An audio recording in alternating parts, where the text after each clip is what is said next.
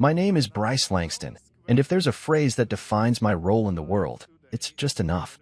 Just enough to be reliable. Just enough to be invited. Just enough to be forgotten. At 35, I've perfected the art of existing in the margins, quiet, consistent, and largely invisible. My job as a regional safety inspector for logistics firms fits that theme perfectly. I come in, audit the systems, fix the broken links, and leave without much more than a nod. No one throws parties for the safety guy. No one remembers the man who prevented disaster instead of causing one. I used to think that was fine. Then I married Kendall Hartley. The Hartleys are the kind of family you see in magazine spreads about legacy and lawn care. Country club smiles, group photos with monogram sweaters, family crests etched into Christmas cards. I wasn't raised in that world. I came from a working-class family that showed love with hands that built, lifted, repaired. And I brought that with me. When I married Kendall, I thought showing up, doing the work, and supporting her people was the way in. Maybe not into their hearts, but at least into their respect. For the last 6 years, I've been the invisible scaffolding of Kendall's family gatherings. I repaired their air conditioners in July heat. I fixed their flickering Christmas lights without needing to be asked. I hauled her sister Riley's oversized couch up 2 flights of stairs when her boyfriend flaked. I even quietly floated the cost of a surprise baby shower when Kendall's older sister Cassidy fell short on planning funds. I never mentioned it. I never asked for anything back. I figured decency had its own reward, even if it wasn't wrapped in applause. But there's something haunting about always being helpful and never being seen. I noticed it in the way Riley's laugh changed when I walked into her room. The way Kendall's mom, Eleanor, only called me when she needed something heavy moved or something technical explained. The way her dad, Howard, Mr. Hartley, would say things like, "You're not one of us, Bryce, but you're trying." I always took that as a compliment. Now I realize it wasn't. Then came the night of Mr. Hartley's retirement party. It was held at the Ridgeview Country Club, a place with granite bar tops and soft jazz that made you forget your age. I arrived early to help string lights along the railings and check that the projector was working for the slideshow Kendall's cousin had pieced together. I had even stopped at the wine distributor to pick up 2 extra cases that Kendall forgot to reorder. No one thanked me, not that I expected it. As the guests trickled in, I watched the way the family worked the room, Riley in a gold dress laughing with someone from her law firm, Cassidy showing off baby photos to a cluster of admiring friends. Kendall looked radiant, to be fair. She always knew how to dress for a statement. And me? I stood by the drink table, nodding politely, answering the occasional question about lighting or setup. I delivered a short, heartfelt toast midway through the night. Nothing flashy. Just a few lines about how Howard had built more than a career. He built a legacy. It got the right amount of claps. Kendall leaned over and said, "That was sweet," before drifting off into another conversation that didn't include me. But what stayed with me, what anchored itself into my spine, was the seating chart.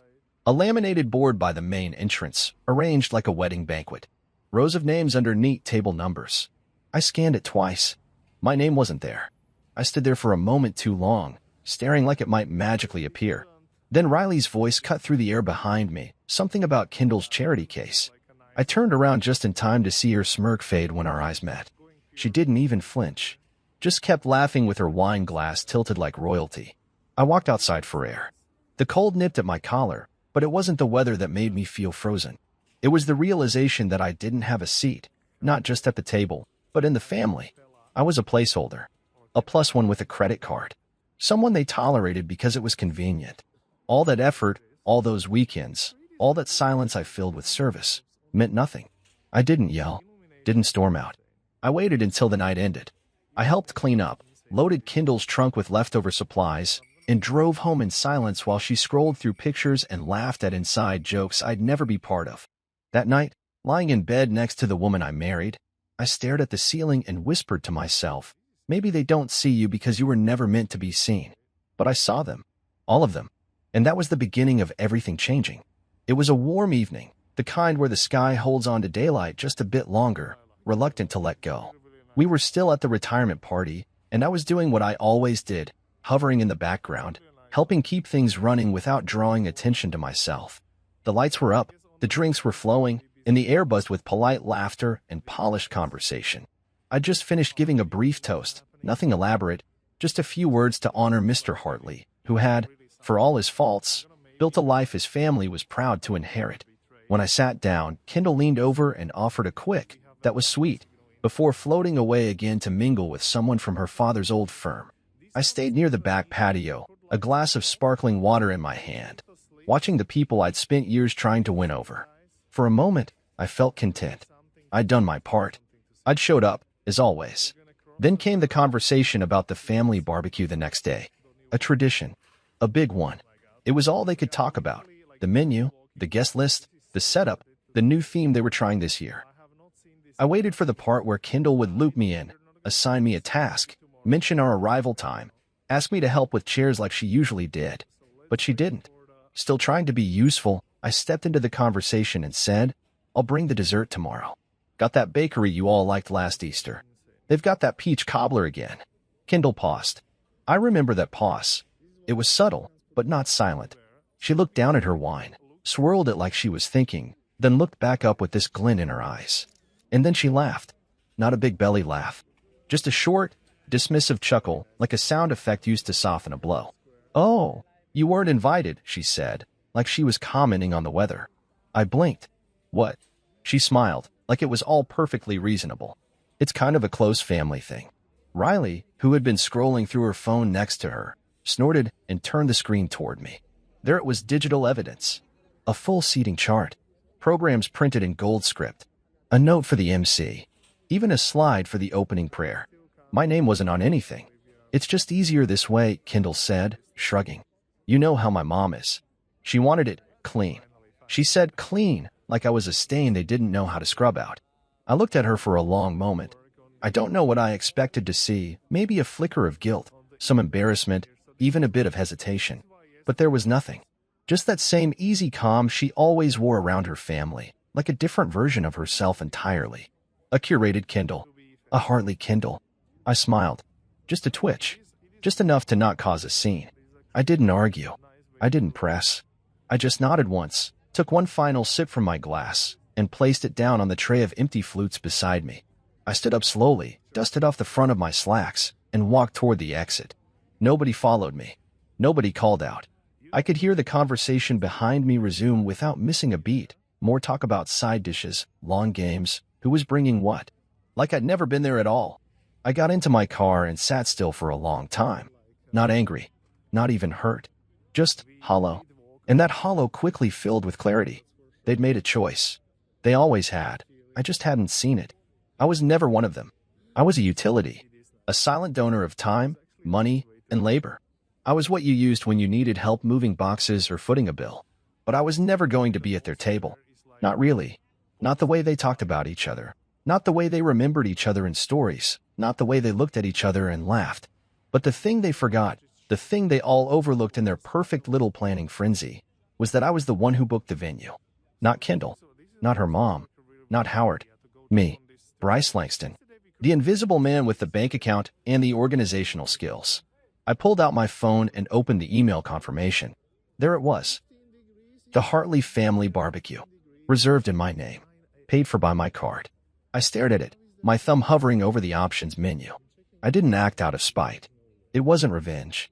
It was something quieter, something cleaner. A correction. I hit Edit Reservation, scrolled to the bottom, and clicked Cancel. The catering deposit? Gone. Sound equipment? Canceled too. Even the bounce house Riley insisted on for her nieces and nephews, deleted. I sat there and watched the digital confirmations roll in, each one like a small breath of fresh air. Then I turned off the screen, leaned back in my seat, and let myself laugh. Just once. Just enough. It felt good. I slept like a rock that night. Not out of spite. Not because I was proud of what I'd done, but because for the first time in months, maybe even years, I felt something close to peace. Real, full-bodied stillness. No internal monologue reminding me of what I didn't say, what I didn't do, what I should have tolerated. Just quiet. I didn't even hear Kendall come in. She slipped into bed hours later, probably thinking I was too embarrassed or too sensitive to speak. But I wasn't either of those things anymore. I was awake. Morning sunlight poured in through the curtains, filtered and soft, the kind that usually inspired lazy weekends and shared breakfasts. But there was no sound of bacon in the pan. No orange juice being poured. Just silence, and the scent of strong coffee brewing in the kitchen, made by me, as always. I sat at the counter with my mug, phone beside me, waiting. I didn't have to wait long. At 11:31 a.m., the first message came in. Kindle, Bryce. What did you do?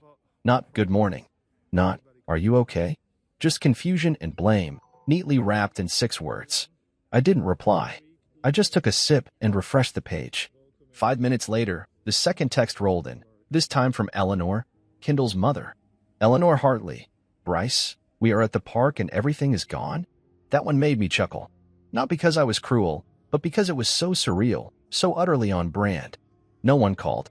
No one thought maybe to check in on me the night before. But the moment their party plans unraveled, I was suddenly relevant again. Suddenly visible. I refreshed my messages again. More were rolling in now. Riley sent 3 a rapid fire.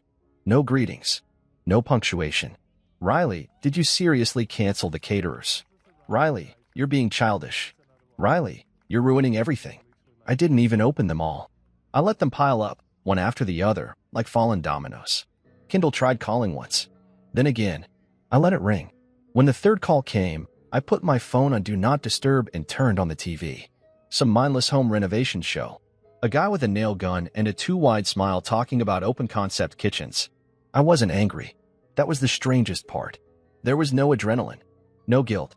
I wasn't interested in revenge. What I did was a retraction. I took my name, my money, and my energy off the table. I finally matched their actions with my own. It wasn't even about the barbecue. Not really. It was about what it represented.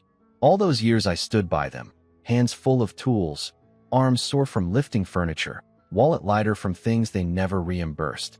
I wasn't family. I was a resource.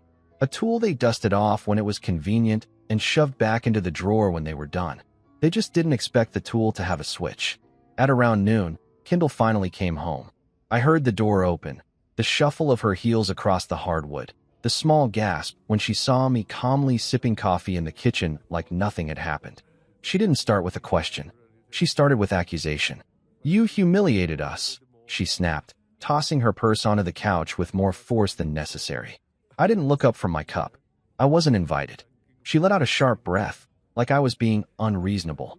That's not how family handles things. Good thing I'm not family then, I said quietly but clearly. That stopped her. She stood there, blinking, as if I had spoken a language she didn't understand. She walked to the kitchen island, leaned both hands on the edge, and stared at me. You made a scene. No, I replied. I removed myself from yours. Her mouth opened, then closed. Like she wanted to fight, but couldn't find the words. Like she wanted to twist it back into my fault, but didn't know where to start. I stood up, rinsed my mug in the sink, and wiped it dry with the towel she always left crumpled on the counter. I didn't rush. I didn't need to. I was calm in a way that made her nervous. She tried again. Do you have any idea how that made us look? You mean the people who excluded their son-in-law from a family event and used his money to do it? I tilted my head slightly. Yeah, I think I have a pretty good idea. Her voice got lower then, more controlled. You made your point. I turned to face her fully. No, I made my boundary. That was the moment it clicked.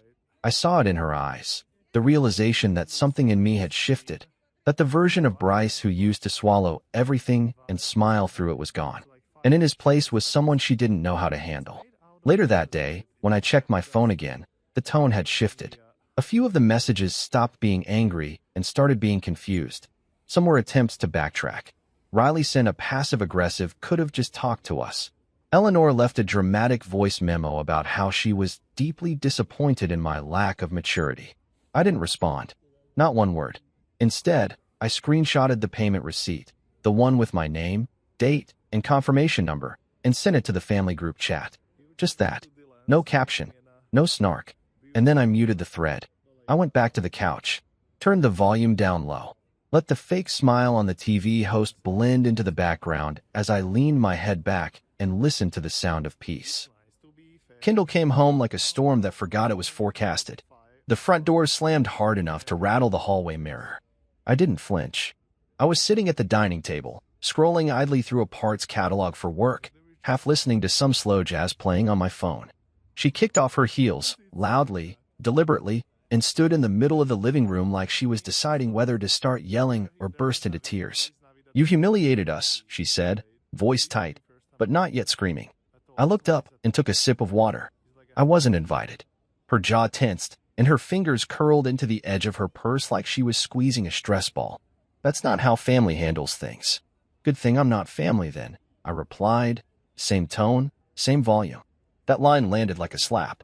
She blinked twice, like her brain was buffering. There it was. That pause.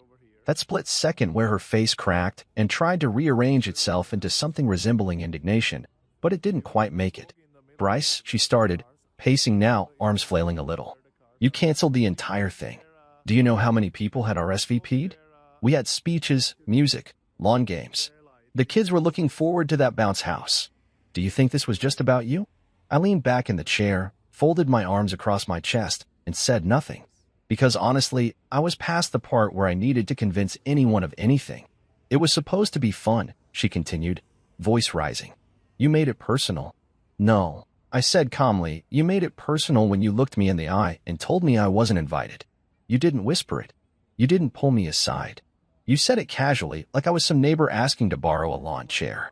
Kendall rolled her eyes. Oh, for God's sake. Riley said it would be easier. Less awkward. We just didn't want tension. You always make things tense around my family. I narrowed my eyes slightly. Do I make things tense? Or do I just remind them that there are consequences to treating people like they're invisible? She stared at me, lips parted like she was about to respond. But she didn't. Because she knew what I said wasn't wrong. What frustrated her wasn't that I canceled the party, it was that I finally acted in a way she couldn't preempt, couldn't soften with charm, couldn't control. Her phone buzzed on. The counter. Then again. Then again.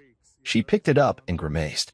Probably Riley blowing up her messages or her mother calling for the 5th time today to deliver another melodramatic lecture. She silenced it and looked back at me with a gaze that was now part desperation, part confusion. I just don't understand, she muttered. Why now? Why this? I stood and walked slowly toward the kitchen, grabbed the envelope I had pulled from the drawer earlier that morning, and handed it to her. She looked at it, confused, then opened it. Inside was a printed copy of the reservation confirmation for the barbecue venue. My name at the top, my credit card listed, the deposit breakdown, the cancellation confirmation underneath it all in bold. Her face turned pale. Not because she didn't know, but because seeing it on paper made it real. You were okay taking my money, I said softly, but not my presence. She sat down at the edge of the couch, suddenly quiet. Her shoulders slumped, and for a moment, she looked like a little girl who had just been caught sneaking out. Except she wasn't a kid. She was a grown woman who had let her family dictate the limits of our relationship and quietly agreed to exclude me from something I paid for. Later that evening, her sister Riley tried to FaceTime me. I declined it without hesitation, then declined the second attempt. When the third one came, I blocked the number for the night. I had nothing left to explain. Eleanor left me a voice memo, 3 minutes of righteous indignation. She called me petty, immature, and clearly not ready for the gravity of family obligation. I played it once, then deleted it. She said I should be ashamed, but I wasn't. For the first time in a long time, I actually felt proud of myself. I sent her a single message in response, a screenshot of the receipt and nothing else. 10 minutes later, I saw that she read it. That was the last I heard from her that day. But what caught me off guard was the message that came a few hours after sunset. Tanner, Kendall's older brother. The one sibling who always seemed distant but not cruel. The one who rarely chimed in at family dinners and never ganged up with the others when I was the punchline. His message read, Honestly, I don't blame you. That was messed up. You deserve better.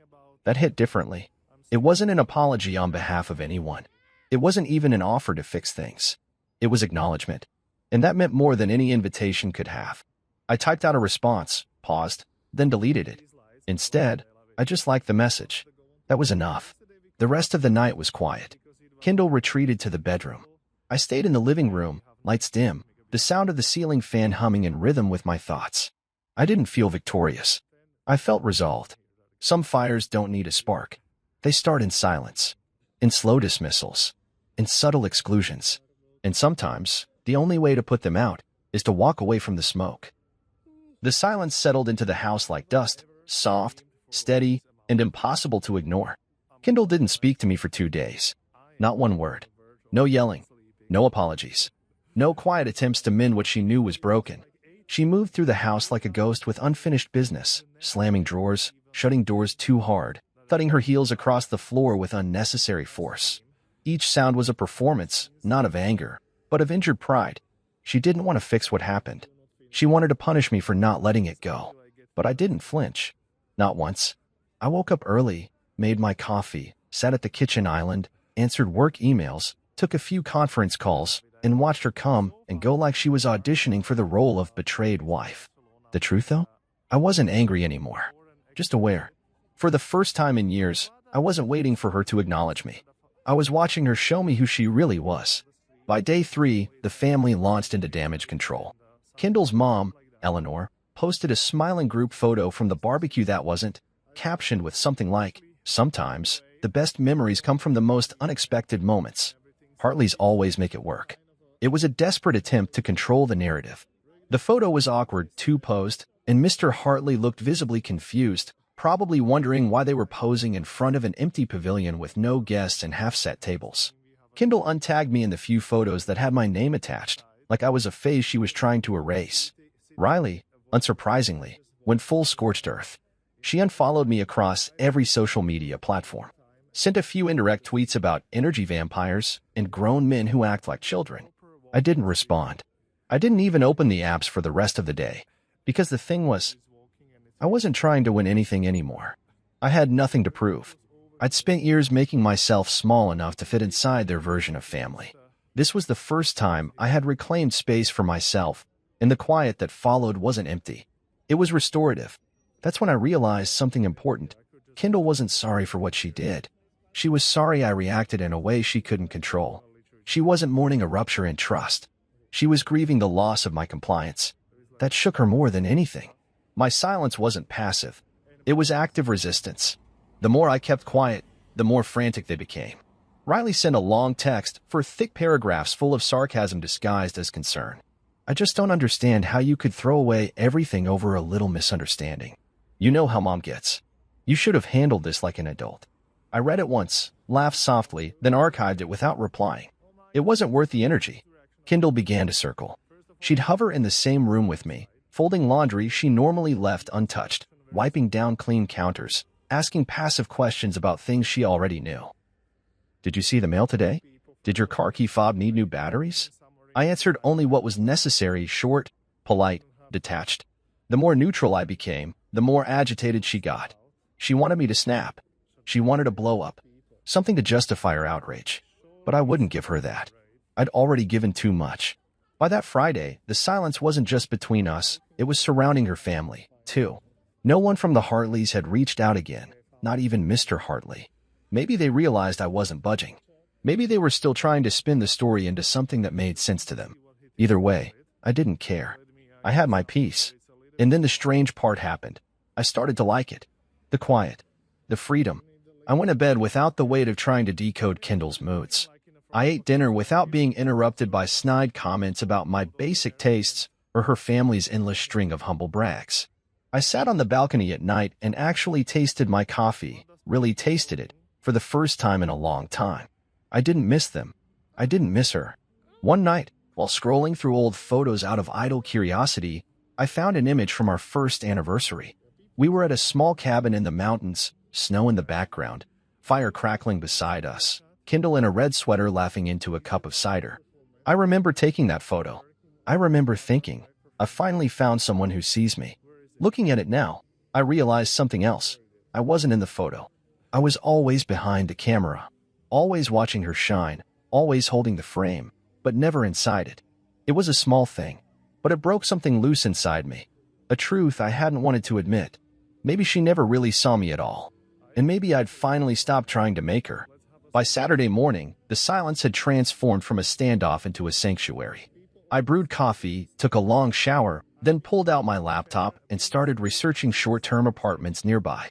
Not because I was making a decision just yet, but because I wanted to see what life could look like, without the noise, the constant effort, the performance. Nothing makes people panic like the sound of your peace. And I was beginning to fall in love with mine. Tanner texted me on a Wednesday. "You free this Friday? I'll grill. No drama."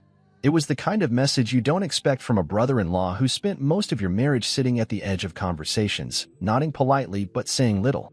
Tanner wasn't like the rest of them, not fully. He kept his distance from the chaos, a silent observer rather than an enabler. I stared at the screen for a moment, thumb hovering, unsure what this was. A trap? A peace offering? A misstep? I typed back, sure. What time? Friday evening came with a light breeze and the kind of sky that looked like it had been painted in layers, soft orange, a hint of purple at the edges. I pulled up to Tanner's modest house on the edge of the neighborhood, nothing showy, no trimmed hedges or glowing porch lanterns. Just a driveway, 2 folding chairs in the yard, and the smell of meat already sizzling on the grill. Mira opened the door before I could knock. "Hey, Bryce," she said with a warm smile. "Come on in. Shoes off, please." June's in her no-shoe phase. Their daughter, June, 7 and small for her age, peeked around the corner with a remote control in one hand and a battered little race car in the other. "It's broken," she announced, as if it was the most urgent news of the evening. I crouched down. "Let me take a look." She handed it over like she was giving me sacred treasure. I sat on the floor with her for 10 minutes, unscrewing the battery casing, rewiring a loose connector, showing her how the antenna needed to be upright. She watched closely, eyes wide, like I was some kind of magician. "You fixed it," she shouted, racing it in uneven circles around the kitchen tile. Tanner chuckled from the backyard as I stepped outside. "Guess you still got the magic touch," he said, handing me a cold beer. "Thanks for coming, man." Mira was a little nervous you'd say no. I shrugged, taking a sip. Didn't see a reason to. We settled into a rhythm, just the 4 of us. No tension, no side eyes, no careful dodging of verbal landmines. Mira played music from her phone, some acoustic playlist with just enough bass to tap your foot to, and June flitted between us with her car, offering updates like a pint-sized race commentator. Dinner was simple: grilled chicken, corn on the cob, some kind of garlic bread Mira had baked herself. I didn't realize how much I missed food made without the pressure of perfection. No platters arranged by color, no table settings dictated by Pinterest boards. Just warm food, warm people, and space to breathe. Mira passed me another drink halfway through the meal and said, "Tanner said you're the only one in that family with a spine." I nearly laughed. "That can't be true. I'm the guy who used to fix their gutters in the rain." "Yeah, but you're also the guy who finally stopped letting them walk all over him," she said. "That counts." Tanner nodded beside her, chewing quietly, then said, "It's about time someone held up a mirror." I leaned back in my chair, staring up at the stars as they blinked into view one by one. I hadn't done that in a long time, just looked up. Felt the night stretch over me like a blanket that didn't need straightening.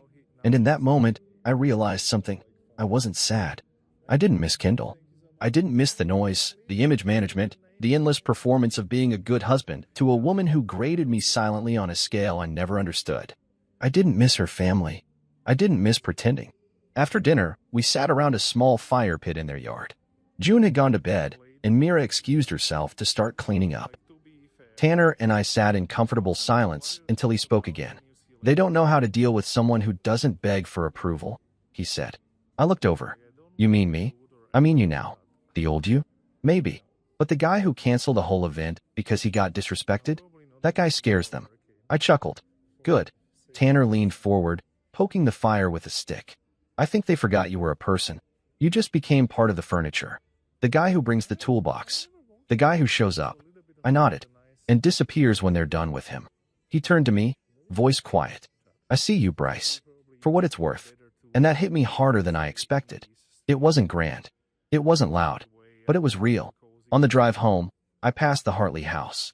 Lights glowing on the porch. Cars lined up along the curb. Another dinner party, no doubt. Kendall's voice probably carried through the walls, perfectly rehearsed. Riley laughing like she owned the air. Eleanor probably sitting at the head of the table, orchestrating it all. I didn't slow down. I didn't roll down the window. I didn't feel bitter. Just free. It hit me then.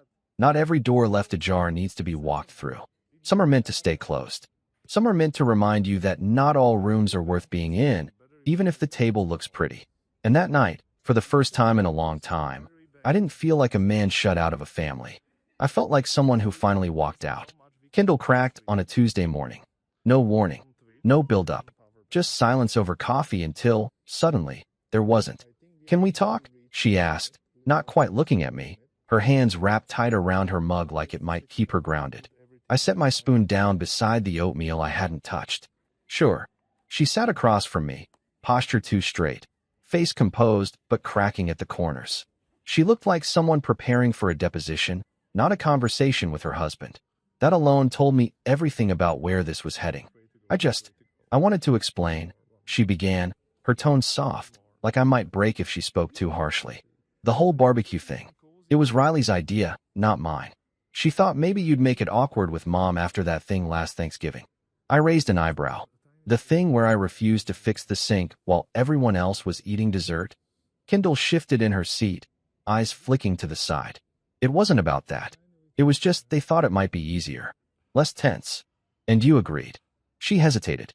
That half-second pause where guilt tries to make room for itself, but pride doesn't step aside. I didn't fight it. That landed with a dull thud between us. I waited, letting the silence stretch, watching her squirm. She hated quiet when it wasn't under her control. But I didn't mean for it to go like that, she added quickly. I didn't think you'd take it so personally. I leaned forward just slightly. That's the problem, Kendall. You didn't think about me at all.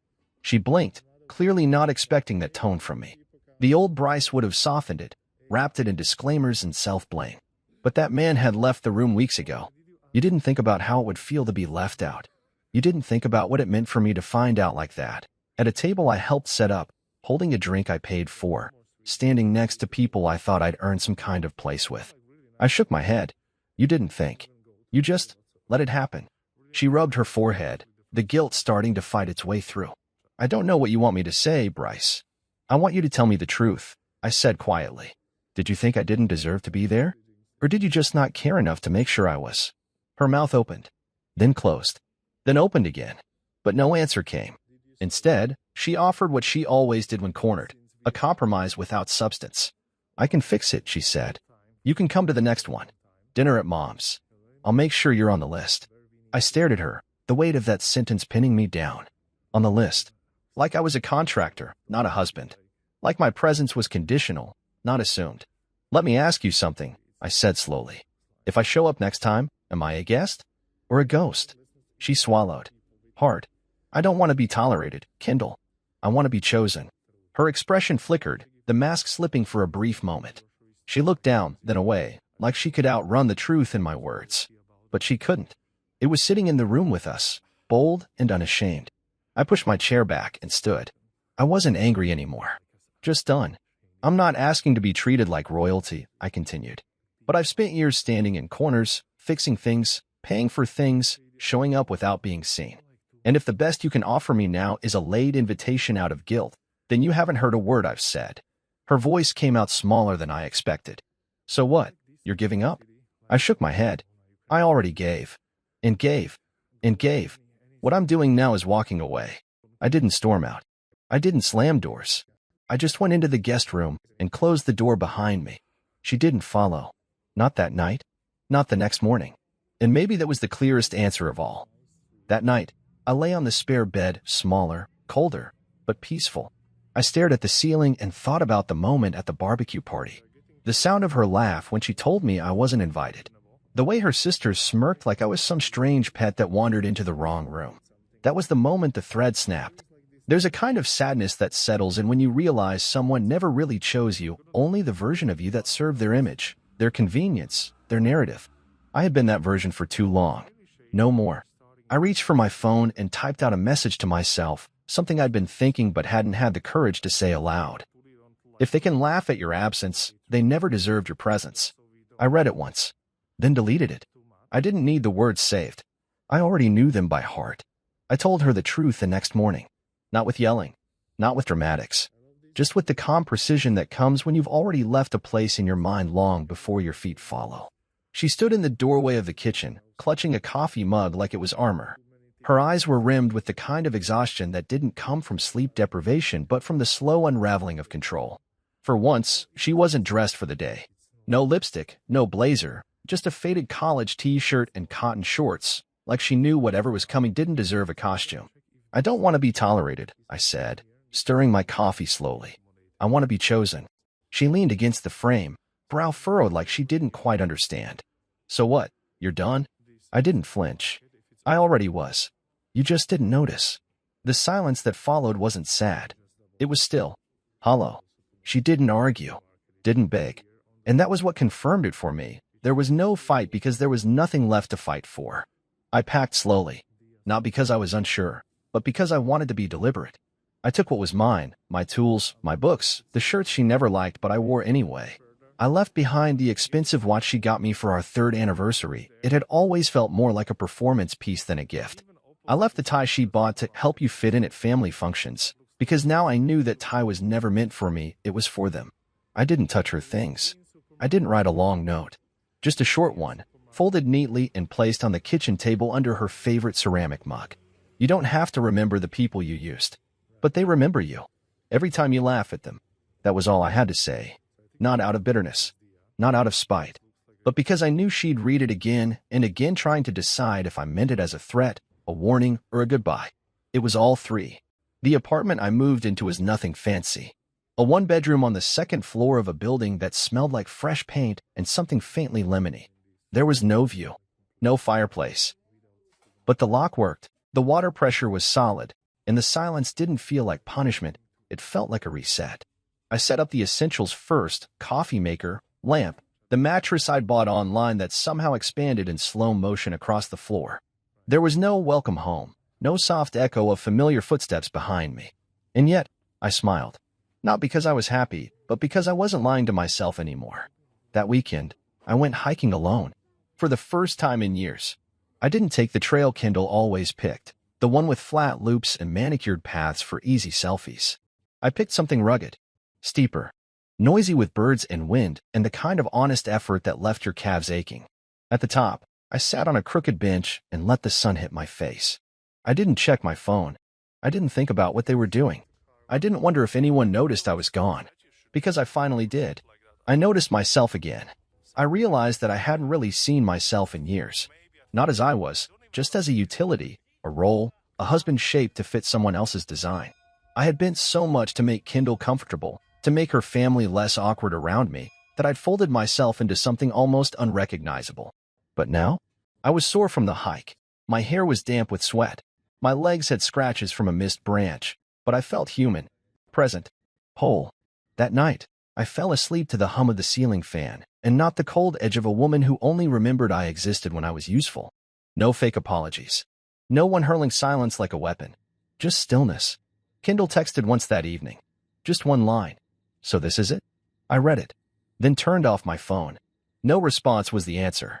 Some things don't deserve closure. Some things don't get a ribbon tied around them at the end. Sometimes, the cleanest goodbye is simply walking away without turning back. The next morning, I opened the blinds in my new place and stood barefoot on the hardwood floor. Light poured across the room, touching the bare walls and unassembled furniture like a spotlight on a blank stage. It didn't feel like loss. It felt like a beginning. I didn't go looking for updates about the Hartleys. But when you spend years orbiting around a particular sun, some of its rays still manage to reach you, even after you've stepped out of its warmth. It started with a coworker who had unknowingly followed Eleanor on Instagram. We were eating lunch in the break room when he said, "Didn't you used to be married into the Hartley family?" Man, their last event looked like a train wreck. I paused mid-bite. What event? He turned his phone around. A blurry photo of plastic folding chairs, mismatched tablecloths, and someone trying to light citronella candles with a broken lighter. Beneath the post, Eleanor had written a caption dripping in artificial cheer. Sometimes plans fall through, but love shows up anyway. Hartley family barbecue, take 2. There was no bounce house, no band, no carefully curated ambience. Just a dozen people in lawn chairs looking confused. I recognized the park, smaller than the original venue, one without a pavilion, just 2 overworked picnic tables and a patch of shade under a tired oak. Rumors began to swirl after that. Tanner told me first. He'd stopped by the apartment with some leftover pizza and a 6-pack, unannounced but welcome. We sat on the balcony, feet up on the railing, city sounds floating up from below. They rescheduled it without your money, he said, cracking open a can. No vendors, no equipment. They forgot to rent coolers. The food sat in the sun. One of the uncles got heat stroke. I raised an eyebrow. And the bounce house? Deflated halfway through. Some kid cried so hard his mom had to leave early. I didn't laugh. Not out of restraint, but because it wasn't funny. It was pathetic. Sad, even. Not because they failed, but because they still didn't understand why. They blamed it on you. You know, Tanner added after a pause. Not by name, but Riley said something about external drama in a video she posted. Tried to make it sound like you ruined everything. I turned to him. And what did the comments say? He smirked. Let's just say not everyone bought it. A couple of your old colleagues commented. One guy said, Bryce was always the one holding things together. The rest of the replies were not flattering. I let that sit between us for a moment. Then I exhaled slowly and took a sip of my drink. They miss your wallet, Tanner said after a beat. Not your presence. I nodded. That stung in a way I didn't want to admit. Because even though I was gone physically, emotionally, finally, a small part of me had hoped someone there would reach out not to mend, but to acknowledge. Not to pull me back in, but to say, you mattered. But what came instead were soft, muted pings of regret disguised as convenience. Cassidy messaged me on Facebook, something vague about reconnecting over coffee. Kendall's cousin sent a text I hadn't seen in over a year. Heard you've been doing well. We should catch up. Even Eleanor, in her own condescending tone, wrote, Despite everything, I hope you're finding peace. We may not have seen eye to eye, but I wish you well. None of it was real. They weren't sorry. They were circling back to see if I still had something left to offer. If the door had been left ajar. But I'd shut it quietly, locked it, moved down the street and planted a new one. I didn't respond to any of them. Not out of vengeance. Just clarity. You don't owe people access to you simply because they finally noticed the space you used to fill. Tanner picked at the edge of his beer label. I told Mira if I ever started acting like Riley, she should smack me with a shoe. I chuckled. Just make sure it's one of those heavy-soled ones. He smiled. You know, some of them think you did this for attention. That you wanted to make a scene. I didn't want a scene, I said. I wanted respect. Yeah, he nodded. And you didn't get it. No. But I found peace. That's better. We finished our drinks in silence. City lights flickered on below like the world was slowly remembering itself. It didn't feel like I was rebuilding. It felt like I was unburdening. The next morning, I cleaned out the last of the moving boxes, tossing old receipts, expired warranties, bits of junk I'd clung to for no reason. I found an old Hartley family calendar, a thick cardstock printout from 3 Christmases ago. My name wasn't on it. Even then, I held it for a moment, then folded it twice and tossed it in the trash. That afternoon, I went for a walk downtown. The air was crisp, the sidewalks full of strangers with nothing to prove. I passed a coffee shop, paused, then walked inside. Sat by the window. Ordered something I hadn't tried before. Vanilla oat latte. I pulled out a book and started reading. And for the first time in years, I wasn't scanning the room for approval. I wasn't hoping to be seen. I was just there. Fully. Finally.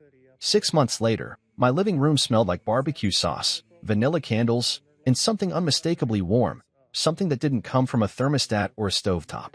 It came from laughter, from voices overlapping as stories were told and retold, from a room that wasn't filled with people who shared blood, but people who shared respect. I was hosting my first birthday dinner in years. Not a grand affair. No ballroom. No curated playlist reviewed by Kendall's sister. Just 7 people. My closest friend from work. My neighbor from downstairs who once helped me carry a broken shelf up 3 flights of stairs, a guy from the auto shop who'd become an unlikely confidant. And Tanner and Mira, of course. With June, who burst through the door holding a handmade card decorated in more glitter glue than paper. For you, she shouted. It has a dinosaur in a party hat. And it did. A crooked green T-Rex with sparkly teeth and a balloon tied to its tail. I bent down, taking it like it was priceless. This might be the best card I've ever gotten. She beamed and ran off to show someone her new toy. Mira leaned in and handed me a foil-covered pan. Mac and cheese. The real kind. With 3 cheeses and no judgment. The table wasn't set with matching plates. Some of the chairs didn't belong together. I had to borrow a few from the building manager, who said, You finally throwing a party, Langston, with a wink. I didn't call it a party. I just said I was having dinner with good people. I grilled ribs. Burned the first batch a little. No one cared. The drinks were cold. The music was an old soul playlist I liked.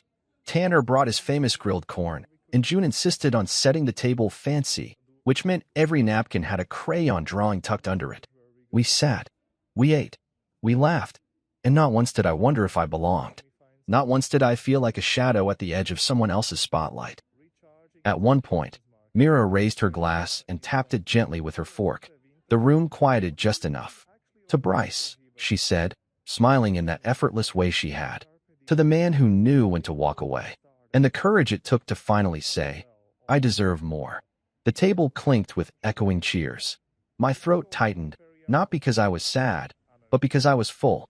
Full in a way I hadn't been in years. I looked around the table. No monogrammed napkins, no family crest carved into wood, no forced smiles. Just real ones. A guy from my building leaned in, wiping barbecue sauce off his chin. "Man, you know how to host." I laughed. "That's just code for, you didn't overthink it." He grinned. "Exactly." Later that night, when most of the dishes were done and June had fallen asleep with her head on Myra's lap, Tanner joined me on the small balcony.